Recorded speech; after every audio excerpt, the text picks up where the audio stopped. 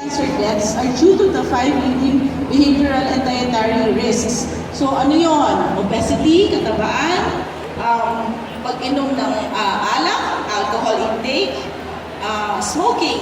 We know that smoking causes the risk of cancer to be very high, and yung walang exercise, yung sedentary lifestyle, hindi tayo nag-exercise. And the last is low intake of vegetables and fruits in the diet. Next slide, please. So ito po yung mga top cancers worldwide. Ang incidence po, number 1 sa worldwide is lung cancer, followed by breast cancer. So number 2 po ang breast cancer worldwide. And in the females, number 1 po breast cancer, in the males, lung cancer. Next slide, please. So sa Pilipinas, ano po ang number 1? Okay? Yung pink po doon sa Philippines, it has been estimated that there are 141,021 new cases with 86,337 cancer deaths. Pero I'm sure more than this one po. Kasi right now, itong statistics natin nagkagaling lang sa dalawang hospital. So with the coming years, we are hoping na mailabas po namin itong statistics sa Pilipinas. Pero makikita niyo po dyan, alin ang number 1? Breast cancer, yung pink, kita niyo gaano kataas siya? So siya yung pinakamataas na incidence sa Pilipinas. In fact, next slide please. Most common cancer in women worldwide is breast cancer, and the Philippines, unfortunately, has the highest, is one of those having the highest incidence in Southeast Asia. So ganun po siya kadalas, ganun po siya karapat dito sa ating bansa. Next slide please. So, why are we here today? Di po ba? It's October, it's Breast Cancer Awareness Month. Next slide. And we are celebrating Breast Cancer Awareness Month all over the world, together with the whole world. And bakit po natin kailangan celebrate ito? This is to increase attention and support for the awareness, early detection and treatment of breast cancer. Next slide, please. So, what does breast cancer look like? So, ito po yung parang mga lemons na sa atin, so lakas tayong lemon sa Pilipinas, so sa ibang bansa, check ginamit nila. But in a way, dyan makikita natin na iba-iba yung mga simptomas ng breast cancer. Our next speaker, Dr. Tofidas, will go into this later, more intensely. Next slide, please. So, the pursuit of better patient care requires a multidisciplinary approach. So later, our next speaker will also tell us na hindi lang po isa ang gamutan sa breast cancer. It is a combination of different treatments offered by different doctors. So, ang doktor ninyo dapat tulong-tulong sila. Maraming doktor na tutulong-tulong sa breast cancer kasi mostly, lalo na kung early stage, they are treated with surgery, so operation. Pwede pong kailangan ng radiotherapy kapag medyo mas mataas po yung stage. Kailangan po ng chemotherapy given by the medical oncologist or hormonal therapy and targeted immunotherapy. So, it's a discipline, no? Marami po. Multidisciplinary team approach ang tawag namin sa gamutan sa breast cancer. Next slide, please. So, actually, I had the whole slide for today.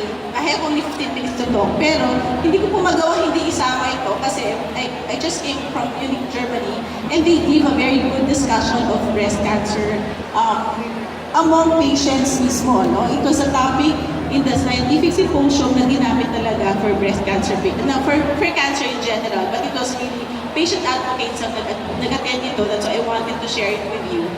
Next slide, please. So, this was shared by Dr. Edzard Ernst. So, he has been studying alternative medicine for the past 25 years. So, I borrowed his slide. With permission, I borrowed his slide. He was talking about the characteristics of pseudoscience. Sa kanila po, ayaw nilang tawagin fake news. Sa atin, ang tawag natin fake news. Okay? In the simplest terms, it's fake news. Pero sa kanila, medyo pinaganda nilang konti. Ang tawag nila is pseudoscience. Pseudo, fake. Diba? And then science. So, kunwari, science siya, pero totoo lang, fake siya. So, fake science. Next slide, please. Ano sabi ni Dr.? Ano daw yung characteristics ng pseudoscience or fake news?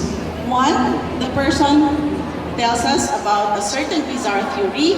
Second, there's an abuse of science. third, may use fallacies, and fourth, bogus claims. Konti pa lang po ito, hindi pa po lahat ito. No? Scam, ito po yung libro ni Dr. Ernst. Ang sabi niya, so-called alternative medicine ang ginamit niya. So tinawag niya scam yung libro niya. So this is a real book that he printed out based on lahat po na natutunan niya tungkol sa mga sa mga cancers at saka yung mga myths with cancers.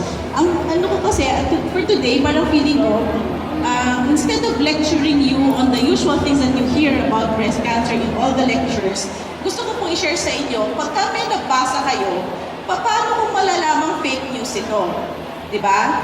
So I'm sure gusto natin humaba ang buhay natin. So ilan po ba talaga dito sa room na to ang talagang diagnosed with breast cancer? If you are okay with it, can you please raise your right hand? Ilan po ang talagang diagnosed, undergoing treatment? Medyo madami. Okay? So the others are relatives, friends, and who want to know about it. Okay? So, malalaman niyo po dito sa mga sasabihin ko kung paano niyo malalaman kung alin ang fake news at alin ang totoo. So first of all, next slide please. Bizarre theory. Ano ibig sabihin ng bizarre theory? Next slide please. So, makikita kayo, sasabihin nung binabasa ninyo, this treatment, so for example, guyabano, okay? Marami dito sa atin yan, guyabano. It can cure HIV, it can cure diabetes, and also it can cure cancer. Next slide. Hindi pa siya huminto. Ang dami pa niya. Sabi niya, yung dahon ng guyabano, pag pinakulo mo, it can cause you to have healthy skin, healthy hair, it can treat cancer. It can treat osteoporosis, back pain, rheumatism, treats gout, ulcers, blood disorders, hypertension, sleeplessness, and lowers body temperature, etc. In short, pagka sinabi niyang lahat ginagawa niya, magdalawang isip po tayo. Okay? Kasi wala po talagang gamot or pagkain na talagang kaya niyang gamutin lahat sa mundong ibabaw. Okay? So if you find something that says, I can cure everything, hindi po totoo yan. Most likely fake news. Okay? Next. Abuse of science. So, ang ibig sabihin abuse of science? So, ito po yung mga samples ng abuse of science. Cherry picking. So, for example, may nakita siyang news, tapos doon, pipiliin lang niya yung line na gusto niya doon sa news na yon. So, kung ano yung magiging beneficial sa kanya, yun lang pipikapit niya. They can use pseudo-scientific language. So, kunwari scientific, pero hindi naman. They can falsify results.